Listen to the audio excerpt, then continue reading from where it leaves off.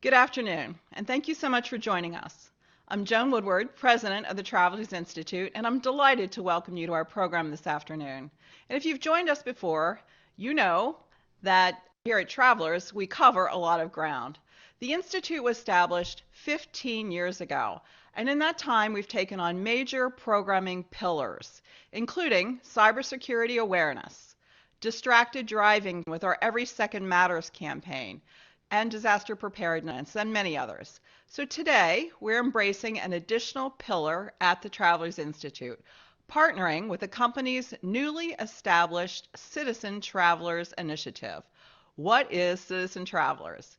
It is our nonpartisan initiative to empower Travelers employees to take part in the civic life of their communities. We know through our audience surveys that you all fill out for us that this topic is very interesting to you. And so you wanted to learn more about it. You've asked for it, and we're listening to you. And so today we're bringing you a Citizen Travelers program. Underpinning all the work that you and I and our colleagues do is a representative democracy with resilient public institutions and an economic system that is governed by the rule of law. These are important factors for any business and ones that we cannot take for granted. It's with this important recognition that we are pleased to introduce the series of programs examining civic engagement. We hope you'll join us throughout the year and hear how we as business leaders can preserve and strengthen our democratic systems. So, the head of our Citizen Travelers Initiative is with us today, Janice Brunner. She's joining me to moderate our session. She's perfectly positioned to lead the discussion around how and why anyone can get more involved with public service. In addition to serving as head of our Civic Engagement Initiative, Janice is also Group General Counsel here at Travelers. Since joining us, she has led a team responsible for the development and the launch of Citizen Travelers. Janice is also responsible for executing other enterprise-wide strategic initiatives, as well as advising on securities, corporate governance, and other legal matters. Prior to joining Travelers, she was a member of the Public Company Advisory Practice Group at Simpson Thacher Bartlett in New York City. Janice, welcome. I'm so pleased you'll be able to moderate today's discussion. The virtual floor is now yours. Thank you, Joan. I'm excited to be here today, and Citizen Travelers is thrilled to partner with the Travelers Institute to present our series of civic conversations. Before we begin, I'd like to share a disclaimer about today's program. I'd also like to invite you to drop questions in the chat now and throughout using the Q&A feature at the bottom of your screen. As you may have heard our CEO, Alan Schnitzer, say, at Travelers, we recognize that our success for more than 160 years is owed in large part to keeping our promise to take care of our customers, communities, and each other. That promise rests upon the environment in which we operate, as Joan mentioned, a representative democracy built on resilient public institutions and an economic system governed by the rule of law. At Travelers, we take seriously our role in preserving these institutions and our responsibility to pass them on to future generations. One of the ways we are embracing this commitment is by supporting and encouraging Travelers employees to take part in the civic life of their communities. Through our employee spotlights, nonprofit partnerships, and our series of civic conversations that we are hosting with the Travelers Institute, we hope to provide awareness of the many and varied ways to be an active part of civic life and to inspire Travelers employees and others to participate civically in their communities in ways that are meaningful to them. Which is why I'm thrilled to be here today and to be joined today by two amazing guests, Erin, Loos, Cutraro, and Senator Lisa Seminara, who each exemplify the Citizen Travelers model at work. Erin is the founder and CEO of She Should Run, a leading nonpartisan organization working to increase the number of women from all walks of life considering a run for office in the United States. Since its founding in 2011, over 40,000 women have been encouraged to run for office. Erin is a respected voice on gender equality in elected leadership and is known for finding innovative solutions to complex challenges. From building awareness through partnerships with public and private organizations that share her goals, to creating curriculum that meets the needs of women in their early stage of considering elected office, Erin is steadfast in her mission to inspire more women to participate in public life. Before founding She Should Run, Erin held numerous leadership positions, including serving as political director of the Women's Campaign Fund.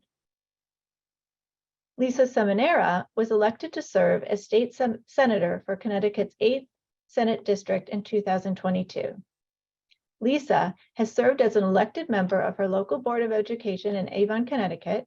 She is a licensed clinical social worker and is a dedicated community servant.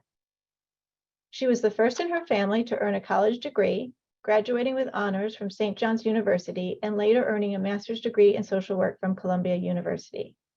She is highly active in her community, bringing a passion for fair education and opportunity for all. Erin and Senator Seminara will each join us for opening remarks, and then we will reconvene for a moderated discussion and your questions. And with that, I am pleased to turn the floor over to Erin.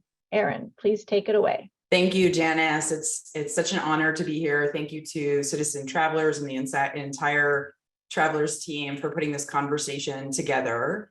I am Erin Loos Cutraro, founder, CEO of She Should Run. I'll dive right in and tell you all what I know you need to hear, which is that we all play a role in building the democracy we deserve. Hopefully I'll get your mind moving in conversation. And before we wrap our conversation as a group today, I'm going to have a call to action for everyone. So I can promise you this, you will not leave this webinar without having contributed to building a better future.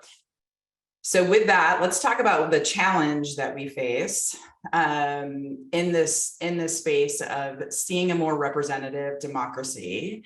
We sit in the position of having a population of women that are just over that halfway point, 51% of the population.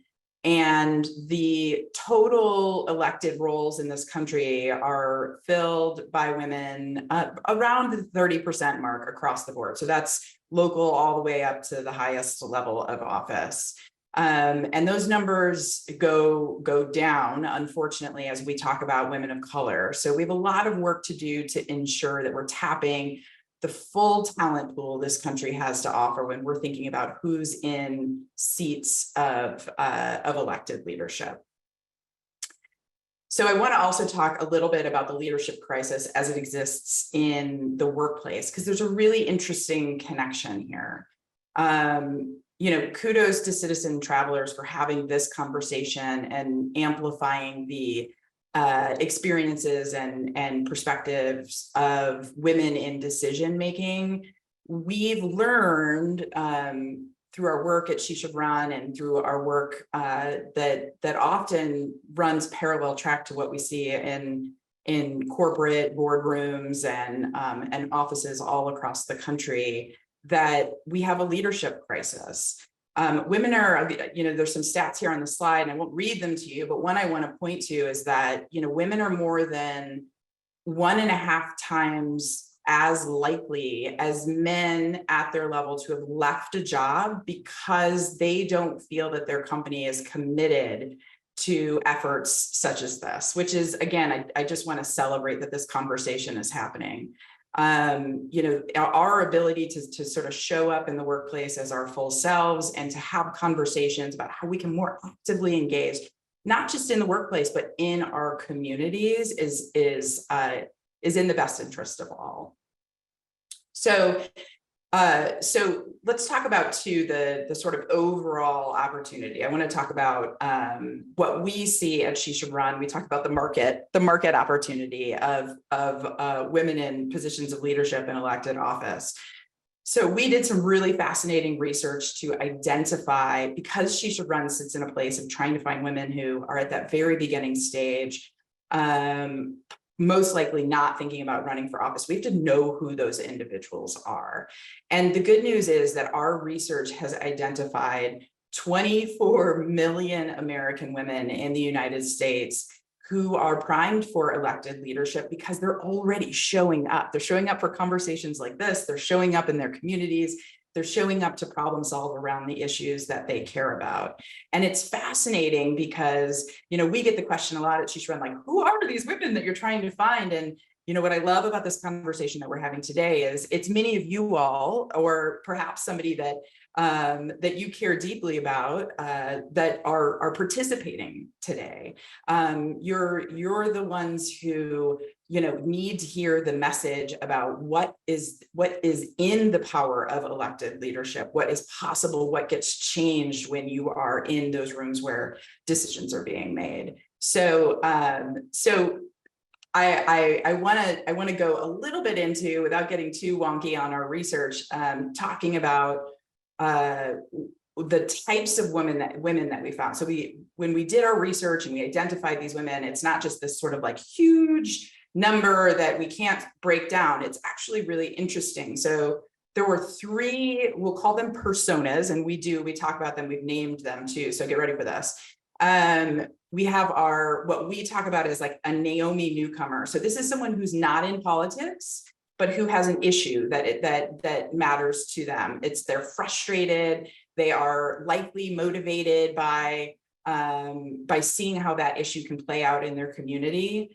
We also see what we've called the Sierra service-oriented woman. So this is the woman who's been volunteering. She may be holding a few volunteer roles outside of what could be a role that she keeps professionally, and she's looking for ways to deepen her impact on her community. So it's that type of individual that hearing a message about what can be accomplished in elected leadership is so powerful. So just within those 2, Naomi newcomers and Sierra service oriented, we have over 20 million women represented. Then there's this small percentage, and I just want to give them credit because some of you may be on this line too, what we call the Carla childhood dreamers. These are the women who always knew they wanted to run. They were showing up, running for class president at the youngest of ages. They sort of built their lives around what they would do when they run for office. Much of the messaging about the need for public services assumes that people start there, when in reality, it is a small percentage of the population. We still love those individuals, of course, but it is a very small percentage of the population. So the real takeaway here is that, we have to know just how big the opportunity is in order to feel that what I certainly feel, and I know the entire She Should Run team feels in our work, that power of possibility of what we can change in our democracy for the better if we were just tapping into these millions of women who could bring talent to the table. So you're looking at a funnel. I want to just speak to this funnel really quickly because the majority of what people think of when they think of the making of a candidate is like that very bottom of the funnel, the person who just says, I'm running for office, as if you wake up, and some do, but most don't wake up and say, I'm running for office. The reality is that there's a lot of work. There's like a container. This is the work of She Should Run that happens before that, where you're getting connected with your community, you're getting in tune with the issues that you care most about. And those issues are varied. We'll talk about them a little bit in the discussion, because women certainly aren't a monolith and they're showing up for all sorts of reasons. But I want to reassure everyone and thank everyone for being part of this conversation, because you showing up to this conversation indicates that you or someone you know well is likely ready to take these steps. So with that, I will share just a little bit of what happens with She Should Run curriculum. So for anyone who is interested, and we'll talk more about this, and this will be tied to our call to action. Those first steps, because as I mentioned, creating this container for those women who are at the very beginning stages, what we see that they are looking for and what we provide are things like getting really connected with your purpose, what's going to get you out of bed every morning, getting more connected in your community, knowing what those steps are that you need to take now to prepare for a future run. Because often when you're having this thought, you may not run for years, and that's okay. And then demystifying what the ecosystem looks like. There's so many incredible organizations out there, some nonpartisan, some partisan, some issue-based, some locally based. that can be helpful once you make the decision to run, and knowing what those are is often key to unlocking those next steps to elected leadership. So I'll wrap my remarks there and turn it over to the senator and look forward to the conversation to come. Oh, thank you so much, Erin. And thank you, everybody, for having me. I'm Lisa Seminara, Senator Seminara, and I'm so happy to be here this afternoon. And I wanted to let you know that my story very much follows the steps that Erin just talked about. So who am I? I'm a licensed clinical social worker by trade. But really for the prior to being an elected official, I was a stay-at-home mom of 3 children, married, and very happy to have that position. My oldest daughter, Martina, was born with disabilities. And I think that's really was the impetus of me getting involved in advocacy, quite frankly. When my daughter was born, even though I was a social worker and I had training, it was a shock to both my husband and I, and she was the one who is disabled, was our firstborn. And it kind of rocked our world, for a lack of better words. And we had to learn what it was going to be like to parent somebody with a disability. So I took an advocacy class, and that kind of started my journey. Moving on, why I ran because I got involved in the community. I started the special ed PTA in my town.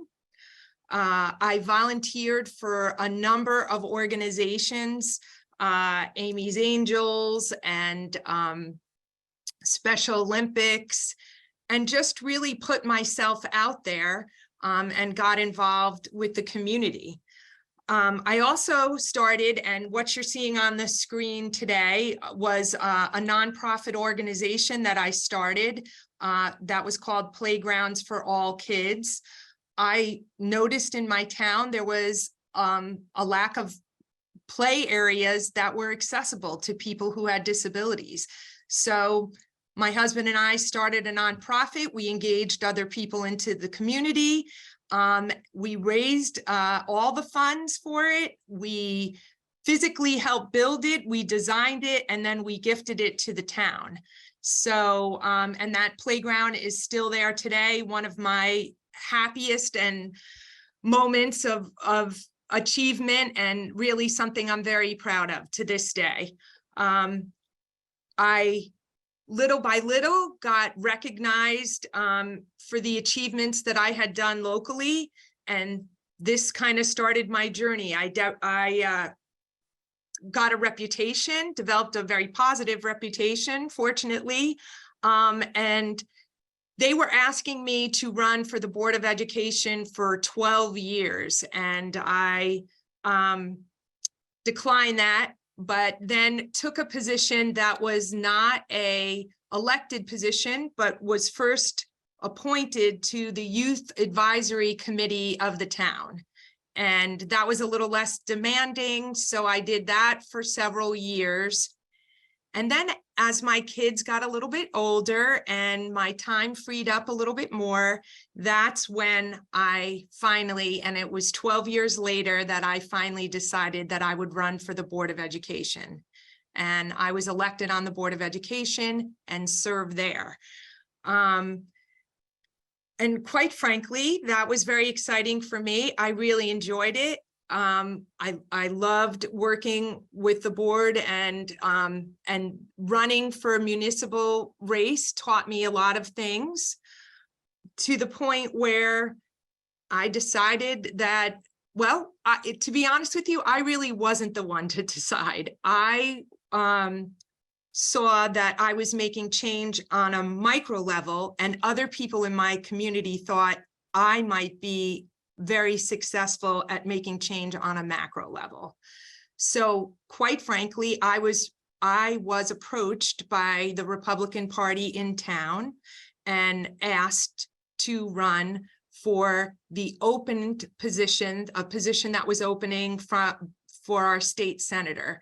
So my predecessor was in the role for 12 years and he was retiring. And at that point, they asked if I would be willing to run for the seat. So I took several meetings and honestly took 3 months to make up my decision to try to determine whether this was going to be good timing for my family, good timing for me, and really just to honestly decide whether I wanted to get into this arena. So I ultimately made that decision on Christmas Eve of 2021, and then established my candidacy in January of 2022. And that started the journey on a more macro level of being into the state and running a state campaign, which I will say is tremendously different than running a municipal campaign, although you do take some skills that you've learned running the municipal campaign and bring it to running a state campaign. You also get a lot of help. So this is sort of why I was successful. This is some of the mailers that I sent out to the 11 towns that I now represent, to the various people in the community. Why do I think I was successful? I think that I had a message and I stuck to my message and stayed focused to my message despite what was coming my way. And what I mean by that was that it was very easy to get distracted. I had an opponent, and my opponent too was sending out mailers and on social media as well as I. And I will say he worked very, very hard, as did I. But his campaign had a little different focus than mine. He was a little bit more negative, where I tried to stay very positive and stay focused on my message. I said from the onset that I wanted to run a very clean campaign, and I am so happy to say that I stuck to that, and I really never accepted the negativity that was around. I was tempted. I can't say that I wasn't tempted by my opponent and some of the negative things that weren't always truthful that were being spread about me. And I would like to add that that was also very difficult for my family, especially my husband, to hear negative things about me. And that is something that shouldn't be downplayed as a candidate, because it happens and you have to learn how to deal with it. But as I said, I ran a very clean campaign. I also stayed true to who I am as a human being. And I put in a tremendous amount of work, and I do not want to minimize the work that it takes to run for a Senate race. A Senate race is a little bit different than a House race. A House race might be a stepping stone to a Senate race. I didn't have the luxury of that stepping stone. So I went from the municipals right up to a Senate race, which, as I said earlier, I have 11 towns that I represent.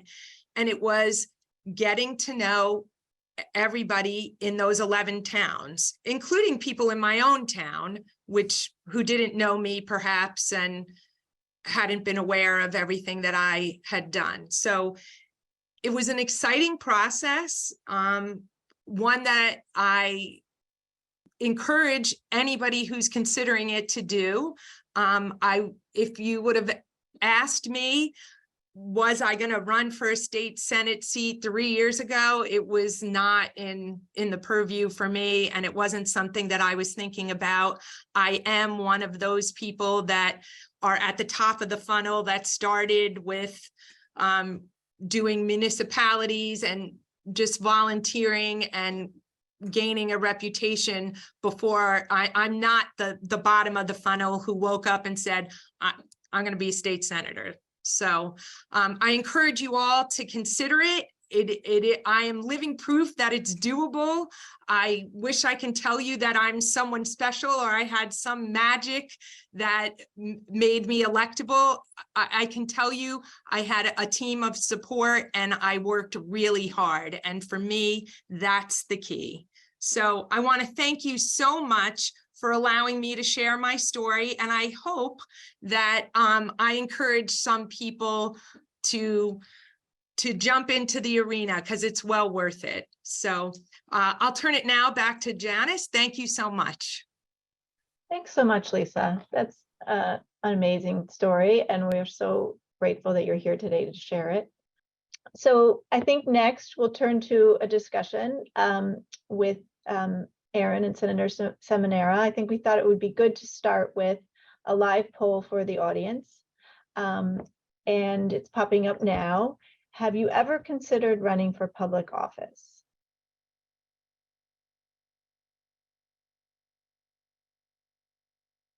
And then we will see the results, I believe. Okay. Erin, does this surprise you, or is this consistent with what you usually see? It's consistent. I would be surprised if everyone in this conversation had already run. I love the breakdown, though, that there are a lot of folks who are here who have given it some thought, in addition to those folks who might be thinking about it for the first time. So it would be interesting to see what would happen if we take the poll after, if we took it before and after. Hopefully the numbers change.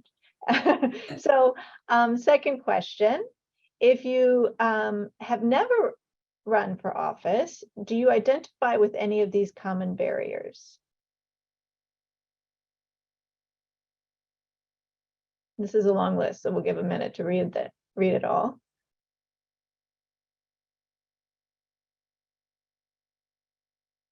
Let's see what our results are.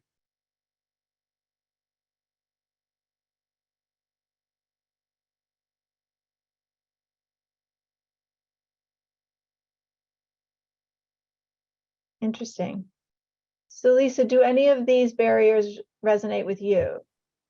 Well, actually, every single one of them resonate with me, to be honest with you, if I had to be honest. But the ones that resonate with me the most, I would say, is the public speaking. Although I ran for office and I was, on the Board of Education, I really wasn't the best public speaker and certainly didn't have a lot of comfort level doing it. And I have to say that I did do some things to brush up on my public speaking. I took some courses about it and I was coached on it, and really being thrown into the arena is the best way to get over it because you don't have a choice.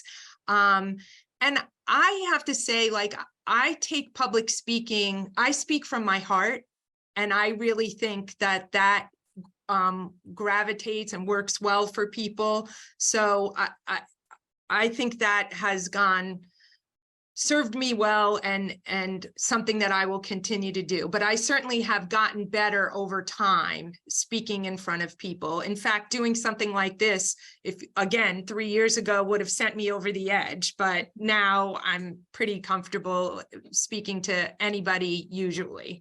Another barrier speaks to my confidence. Prior to me being elected to this position, and I'm very proud of this little tidbit of information, my district, Senate District 8, never had a female senator, never. I am the first female senator in this district. So I'm very proud of that fact, but when I was running, I always had in the back of my mind, historically, this position has always been held by a male.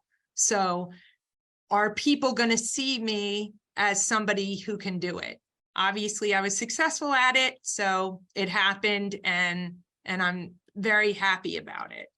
And then the other barrier that I would say, and I can only speak for Connecticut at this point, is the financial barrier. And I understand that.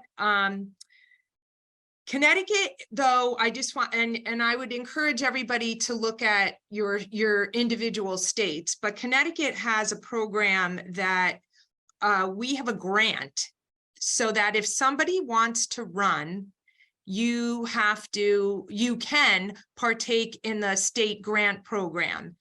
And for a senator, that means you have to raise, I think it's close to $17,500. And you have to have at least 300 contributors from throughout your district. So that would be 11 towns for me. And then once you get your signatures and you raise your money, you turn your money over to the state, and then they give you back about $115,000 to run with, and you can't go over it. You can if you don't use all of it, you can certainly return it, but you cannot spend more than the grant ever, even if you've gotten individual contributions. You can't do it. And I want you to know that roughly, but in both the House and the Senate, roughly about the numbers that I was given was 80% of people take advantage of that and take advantage of the grant. But I think it's a lot higher. So I'm going to look into that a little bit more, but I think there's a lot more people that take advantage of the grant than not. And it really just evens the playing field so that anybody who wants to run has the capability of running. That's amazing. The thing I'm thinking about as we were speaking too is, I was wondering, Erin, your organization, She Should Run, like how many of these barriers do you kind of step in to help people get through? Like something like just knowing about that grant, is that something that you would be, that your organization is part of, kind of making sure that people who are just at the edge of thinking about a run would have that kind of information? Yeah, I think the power of that with a group of people who are thinking about running is, we have an active community that shares with one another. We get a lot of questions, of course, about the financial barriers, and I love hearing programs that make it both the, as the senator said, leveling the playing field, but just more accessible. So to people from all walks of life to be able to step up and run. There's an incentive there that I think is really powerful. Not every state has that. The barrier that stands out to me on this list, because we see it a lot with, being an organization that's focused on getting women into the pipeline, is this piece of not feeling qualified or confident. And, this shows up in the research over and over again that, and I think the story that you shared, Senator, about, just this knowing in your mind that you weren't what the position had looked like before, we get in our heads about that and think you have to have all the answers and you have to be better than, and you have to, you have to be superhuman, when in reality, it is showing up and doing the work and, being willing to say, actually, I don't know the answer to that right now. Yeah, you were comfortable with that. Let me do a little bit more research on that, because no one has all of the answers. We see a lot of the women who come into our programs kind of struggling with this piece of, I don't know if it's me, I think it's someone else, because someone else has the answers that I don't. When in reality, that is just absolutely not the case. So yeah, it's demystifying that. It's definitely, I think, the power of sharing stories. That's why these types of conversations are so important. Of the, how really, did you struggle with this? Yes, everyone struggles with this. By the way, the public speaking one, I just want to address that one because we get lots of questions about, not only if you're not a great public speaker or well-versed public speaker, but like if you're somebody who's maybe more introverted and you just don't get your energy from those types of experiences, is it even possible? And the short answer is yes, it is. Is it going to be more work for you for that piece? Yes, but other pieces of leading as a political leader are going to be easier for you because of your skill set. So I think it is a little bit of just knowing yourself and knowing, and Senator shared exactly what the advice we would give, which is, all about getting ahead of it. You're going to have to do some public speaking. Don't let that stop you. Do some preparation for it. Take some classes, force yourself to be the person who, is willing to give the quick introduction of somebody, because the more you do it, it may never feel comfortable fully, but it will feel much more comfortable once you've done it for a while. And we see that with women coming into the community too. And that leads me to another point that I think you've made and that I think is so important and that we think about at Citizen Travelers. It says, I think there's a piece of research that you've cited that says that women often require support and encouragement from a trusted source. And I think you touched on this in your story, Lisa, as well, in order to step into the critical leadership roles that we need them to fill. And I'm sure a lot of us have been there. You need someone to encourage you to say, and I think that's the whole point, she should run, right? Like that. And can you talk a little bit about that and how we can all be advocates for someone that we think might be a great candidate, and how important that is to have, how important that role of saying you should run is. Absolutely. So this is one of my favorite parts of the work that we do, because truly in any room that we're in, I love to make the case and will make the case with you all that we all play a role in encouraging those who we love and those who are great problem solvers and solution makers to consider elected office. And, the research is very, very clear about this for women, that there is this ambition gap that has persisted over 20 years. It's crazy. There's a researcher who's amazing, who's been doing the research every couple of years to look at the sort of gap that is very real, that exists between men who are more likely to see themselves as elected leaders, not need as much of that encouragement, and women who, aren't thinking about that role because they don't see themselves in that role, and how powerful it is when somebody that they trust. Now, this is not, somebody random, but somebody that they trust. It could be a person in a position of power. It could be a person who they love and care about, tells them that they should consider a run for office. It makes all the difference in the world to at least plant that seed. Now, is there more work to do behind that? Of course there is. But I think too often we let ourselves off the hook and think there's nothing that we could possibly do, to help our democracy, to help, think about how to get more people involved. There absolutely is. You can look around the room of people that and plant those seeds. And send women specifically, because that's the work we do, to organizations like She Should Run, where they can actually get some idea of what it would look like.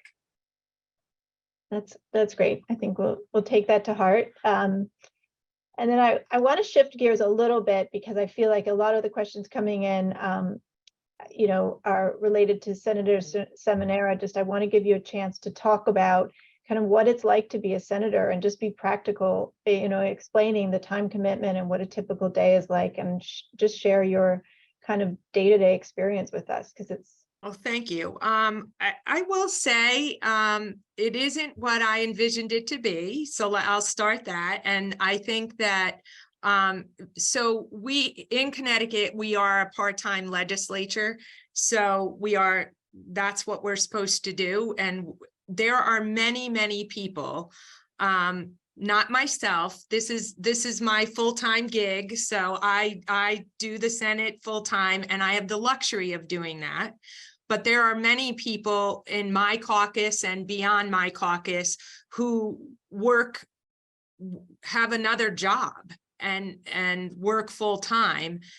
I will say that, and in my caucus, that's 70 for, my caucus is a caucus of 12, 75% of my caucus has another job.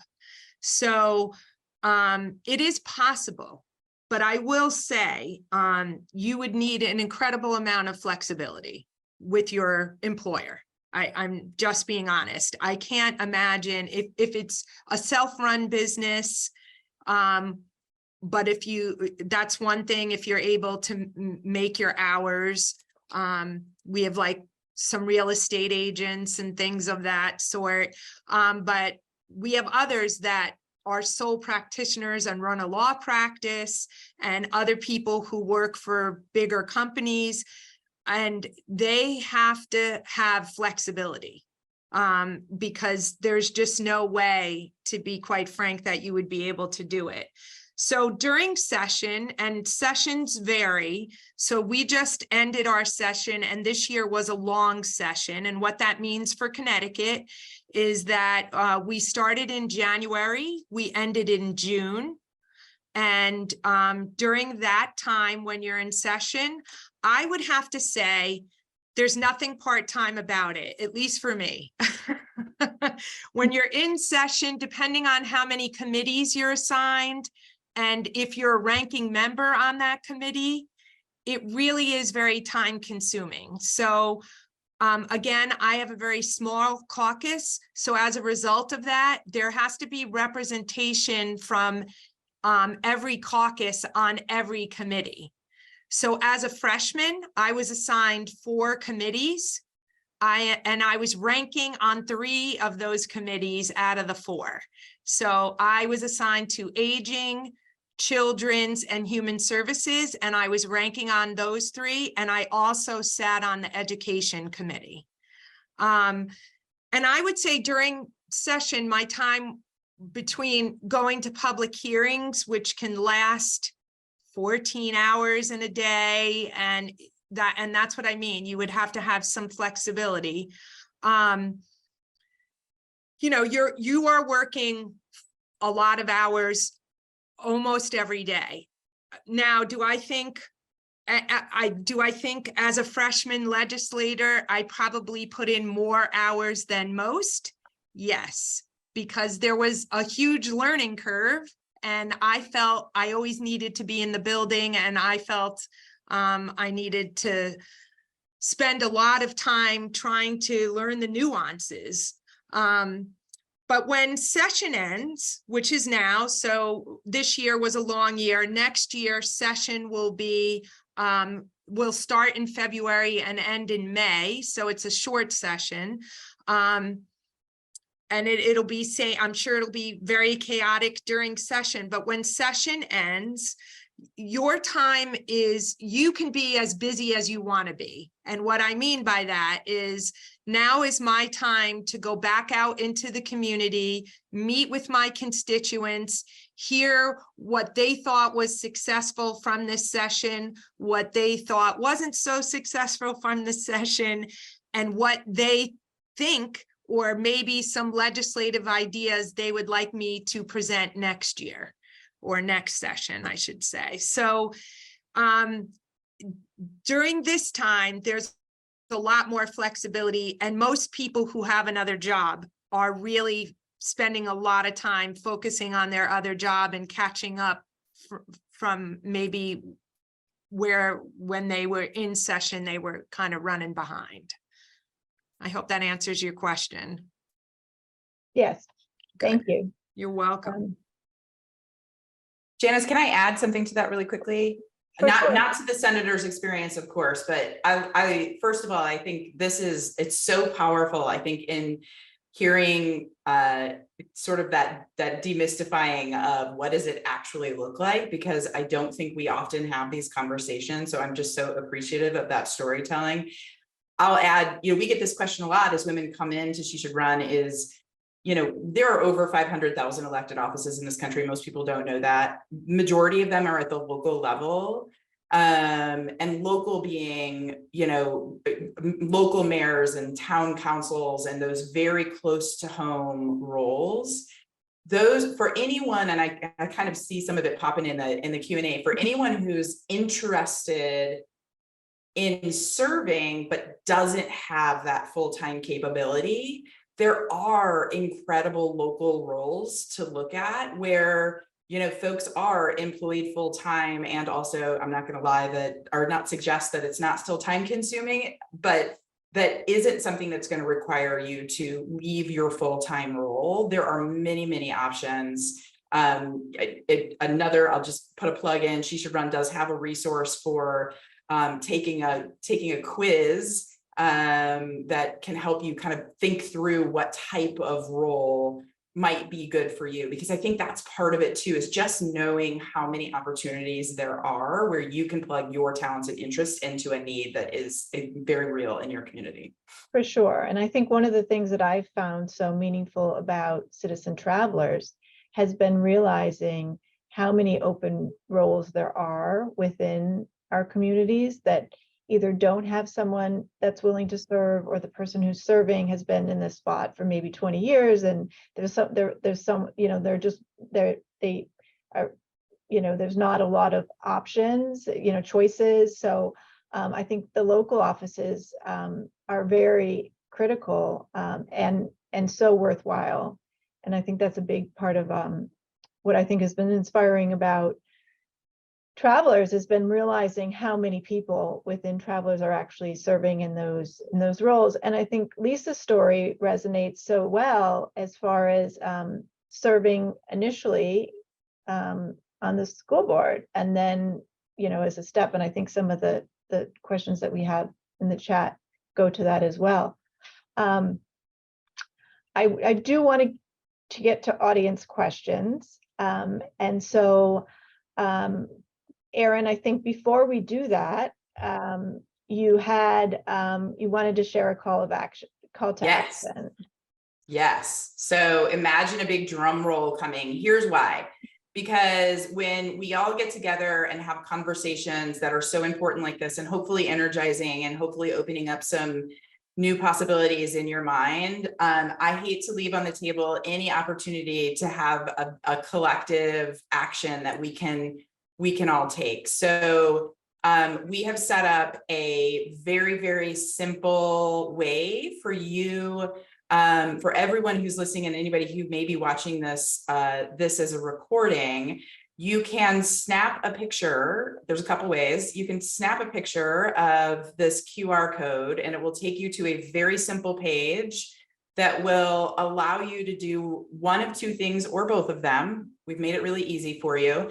One of the options is pledging to take an action for yourself. So if you're a woman on the call and you're interested in furthering your journey toward elected office, we have some really simple tools that you could spend an hour just deepening that path that you can get to there. And if that's not for you, or you are a gentleman on the call who has a great woman in your life that you would love to encourage, there is an option for you to enter your phone number. What we'll do, we make this really easy. This does not come from us, because back to what matters here is peer-to-peer. Somebody who loves you, wants to hear from you, will send you with that action just a little image that says, I vote for you, with some text that you can cut and paste and send to someone. So that's not She Should Run doing that. That's you doing that.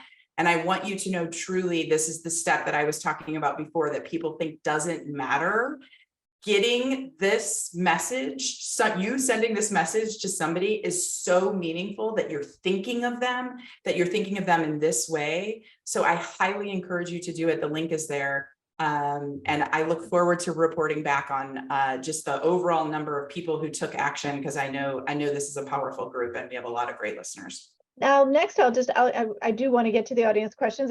This is great, because I think sometimes we worry whether there'll be questions, and there's an amazing amount of engagement here. We did receive some questions before the webinar, so I'll start with those. Carol in Florida asked Senator Seminara, about how do you protect your privacy in a public leadership role? Well, I have to be honest that I think with the technological advances that have been made, you are out there. You are out there. And I think as society as a whole, we're all out there. But as an elected official, you can protect your privacy to a degree, but your life does change. I don't want to minimize that to you. Like, I go to the grocery store, people know who I am, and not everybody knows who I am, but a large number of people. When you run a race, your pictures are out there, your information is out there, where you live is out there, your phone number's out there. So, you're on and you're out there. So, but you do have your private moments. And I will say, I have found, like, when I go out to dinner, to restaurants and stuff, some people do come up and ask questions, and I'm always very open to that. But people are usually very respectful of my time and my time with my family or whoever I might be out with. So it's striking a balance, and I think if somebody ever overstepped, you can nicely talk about that, or talk to them about that. That's encouraging. Let's hope, right? Yes. Another question, I think I'd love to hear, Senator, I'd love to hear your view, and Erin as well, yours.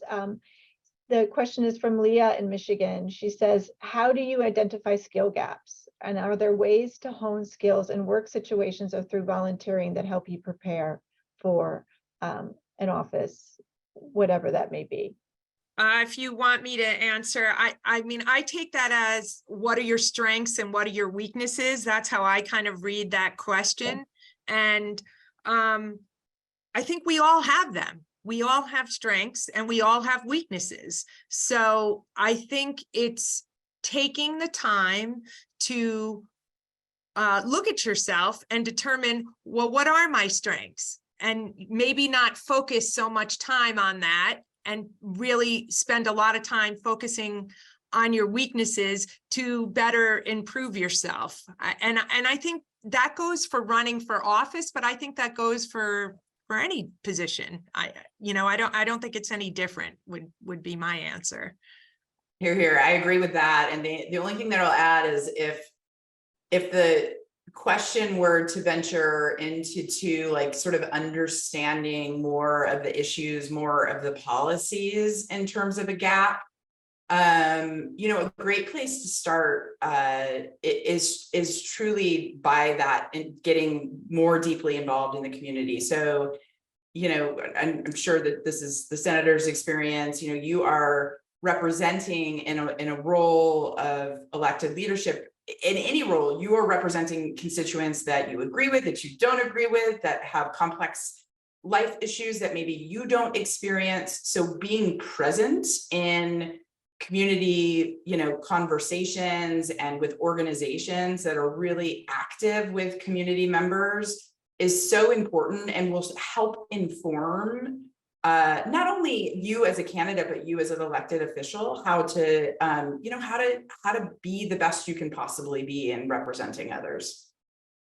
And I just would piggyback on that I tell people all the time, I learn a little about a lot of things at this point in my life, and I depend on the community and people who are experts to help me and to support me and to educate me on the issues. And that is why I really love to go out into the community. Because I learned so much from my constituents, what's important to them, and even just everyday knowledge that I didn't have before. So I really think it is very important to stay connected to your community as much as you possibly can. And you will see when anybody gets elected, you are invited to so many things And some of them are fun and exciting, and then others are really very informational. And I attend all of those things, as many as I can, but the informational ones are really very, very important. So that's great. I feel like we've got to the top of the hour very quickly, and I'd love to, I think we have so many questions. We'd love to continue speaking all day, but I don't want to, so appreciate you taking the time to be with us today, and I don't want to take any more of your time. I think I'll just close out with one question for both of you, if you don't mind. I'd love, what kind of literature do you recommend reading around leadership, or do you have a favorite, something about leadership that you feel like you'd love to highlight?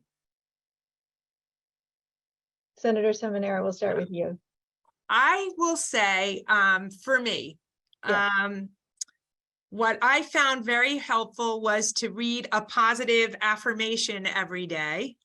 And I will also say this, and this is just applies to myself, the power of prayer. I'm fairly religious, and the power of prayer and being connected to my God and was very important to me as I ran. I can tell you on a daily basis, I still pray, but on a daily basis, then I prayed all the time for many things, but for peace, for solace, for strength to continue to persevere, so that to me is what I will say.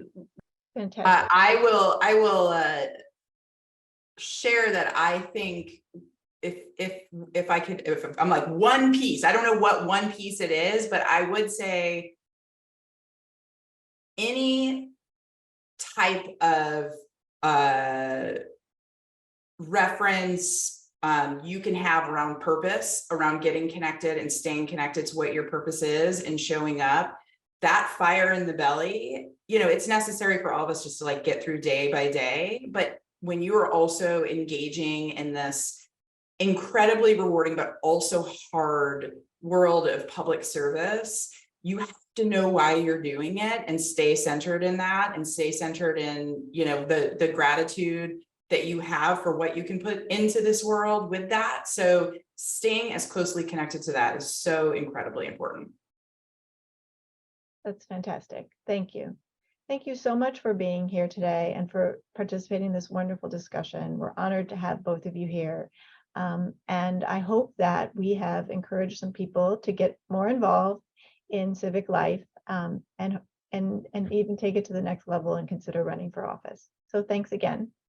And with that, I'm going to turn over with one final note. Our colleagues at the Travelers Institute have two great webinar programs in July. On July 12th, the CEO of Trusted Choice, Chip Basico, will join Travelers Senior Vice President Sean Ramallo for a discussion on the role of independent insurance today and the changing marketing they operate in. And on July 9th, former U.S. Defense Secretary Mark Esper will join for a discussion of global geopolitical risks and what they mean for your business. And thank you for joining us today. For anybody that's still here, James, if you can humor me, I'd love to close out with a video that we have from Citizen Travelers that showcases exactly what we've been talking about today. So thank you, and hope to see you again in our series of civic conversations.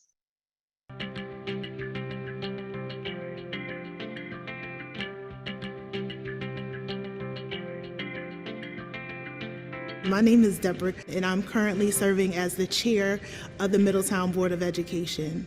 I had two people contact me and said, there's going to be some seats open for the Board of Ed. And I said, I'm not a politician, so I don't think that would be the right thing for me to do. So one of the callers actually called my mentor. She called me and said, Deb, I think this is a great opportunity for you to expand your horizons. I decided this is really something that I should do. I really commend Travelers because I've worked with great people who have been understanding, of my position on the board. I carry on that same leadership skill that I have received from my managers. They work to build me up. That's what I received from Travelers.